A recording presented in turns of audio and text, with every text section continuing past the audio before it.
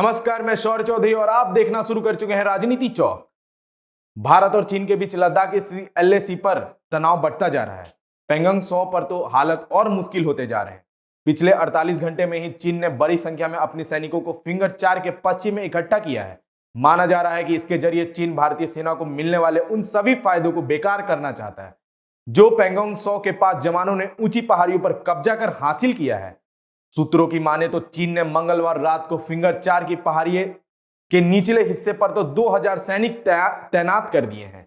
भारत ने भी उसका सामना करने के लिए फिंगर 3 पर बराबर संख्या में जवानों को तैनात कर रहा है। बता दें कि चीन ने इस साल मई में से ही फिंगर 8 से लेकर फिंगर 4 के इलाके पर कब्जा कर रखा है। जहां भारत फिंगर 8 को एलएसी मानता है, वही चीन फिंगर 2 तक दावा करता है।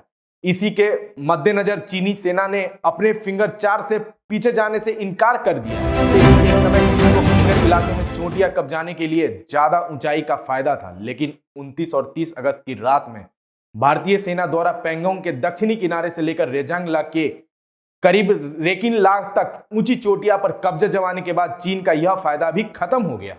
एक दिन पहले ही सरकारी सूत्रों ने बताया था कि पैंगोंग 100 में दोनों सेनाएं एक दूसरे से महज 500 मीटर की दूरी पर। सूत्रों के मुताबिक एलएसी के दोनों ही तरफ सेनाओं ने हथियार जुटा रखे हैं।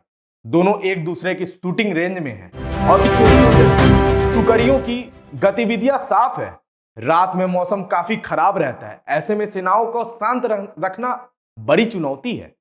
एक सैन्य अधिकारी ने कहा, पीएलए ने फिंगर 4 में कोई नई टुकड़े तैनात नहीं की है, बल्कि इस इलाके में पहले से ही फैली हुई टुकड़ी को जुटा लिया है।